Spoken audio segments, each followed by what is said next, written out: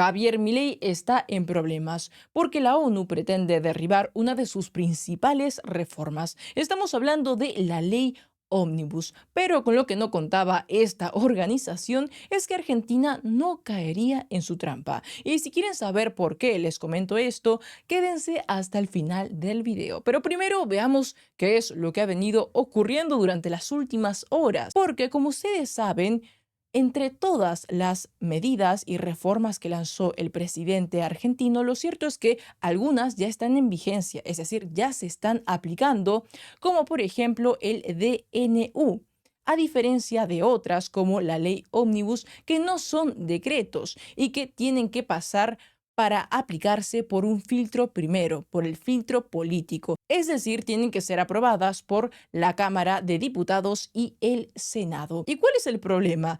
El problema es que todo estaba siguiendo su camino hasta que la ONU decidió intervenir. Y es que hace pocas horas el presidente del principal partido opositor de Javier Milei, hablamos de Unión por la Patria, decidió comunicar lo siguiente.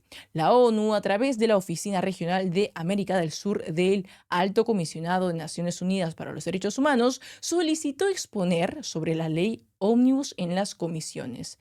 Estos son los comunicados oficiales de la ONU donde se solicita intervenir. Pero lo que no te cuenta este diputado o te lo cuenta mal es que la ONU no solamente quiere expresar su opinión sobre la ley Ómnibus, sino quiere intervenir. Y si lo digo así es porque hay una gran diferencia entre opinar, criticar, cuestionar, que está muy bien y que yo estoy a favor, que intervenir como en este caso, porque si la ONU solamente emitiera un comunicado, pues no pasa nada. Pero lo que quiere la ONU es reabrir el debate, interrumpir el camino que estaba siguiendo la ley Ómnibus para ser aprobada. Esto no hace más que entorpecer todo este proceso. Pero ¿bajo qué justificación la ONU pretende intervenir en Argentina? Bajo los derechos humanos. Y si es que digo esto con esta carita es porque no me la creo. Pero no me la creo no solamente porque muy oportunamente este comunicado de la ONU fue lanzado después de que se haya cerrado el debate, de que se haya terminado la discusión, cuando se supone que tenía que pasar a la siguiente fase, que era la Cámara de Diputados para ser aprobada. Pero este no es el único motivo por el que desconfío. Desconfío también porque luego de ver de qué trataba la ley Ómnibus, vi que a grandes rasgos liberalizaba la economía en prácticamente todos los sectores, es decir, era bastante detallosa. Y yo me pregunté, ¿esto a quién le podría venir mal? ¿Qué argentino de bien no quisiera que su economía mejore, que tenga menor intervención del Estado? Hasta que me encontré con este video, con actores financiados por el Estado que temen quedarse sin trabajo. Sagay protege los derechos de propiedad intelectual de miles de artistas. Sagay no recibe ningún aporte económico del Estado. La acción social de Sagay acompaña y protege a socios y socias. Son derechos. Escuchen no son la última privilegios. frase mejor, porque con esto Son nos derechos. dormimos. No son privilegios. Son derechos.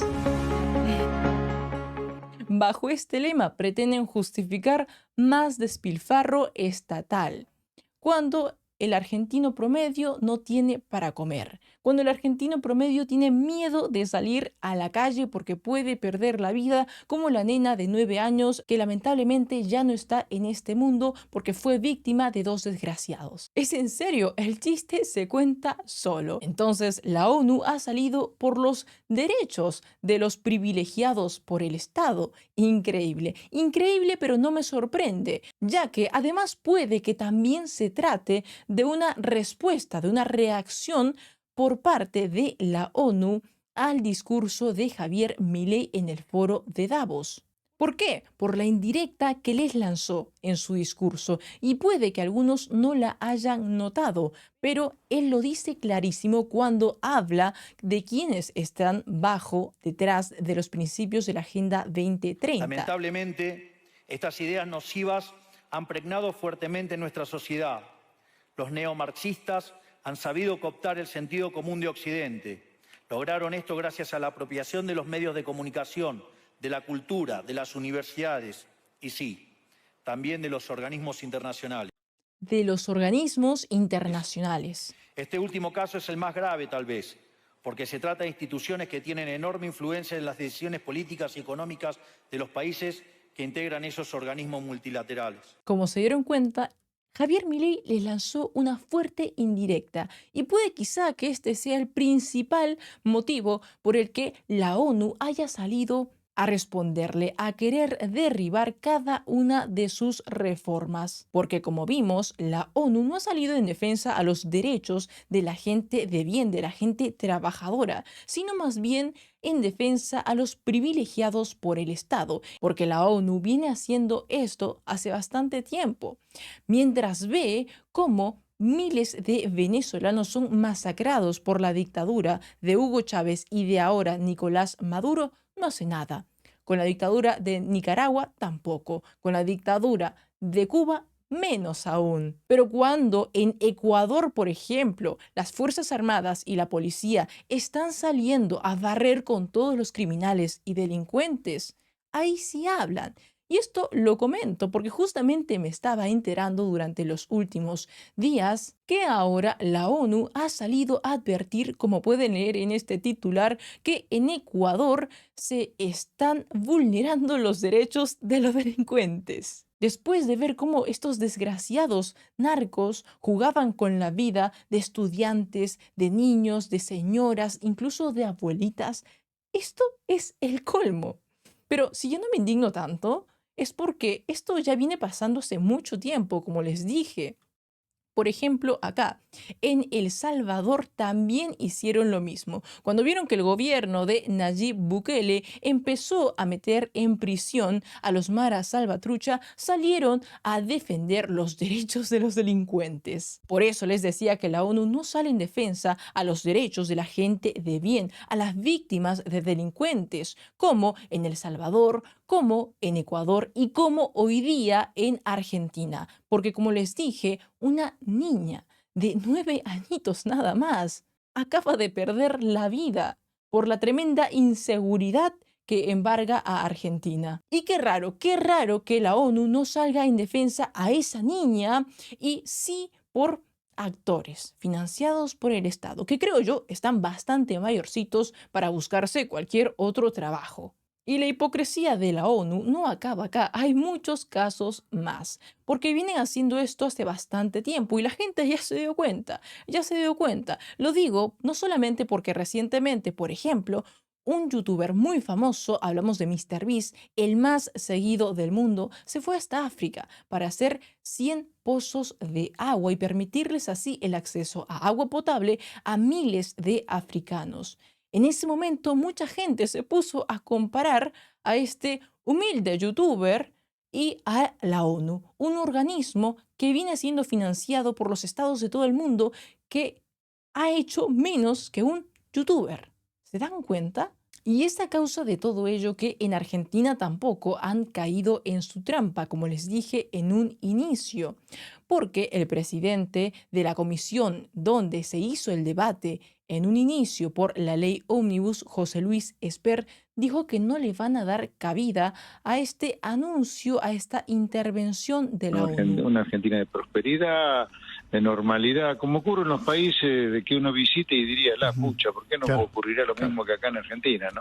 Pero ¿cómo ha tomado en las últimas horas que la ONU quiere exponer en el Congreso sobre la ley Ómnibus?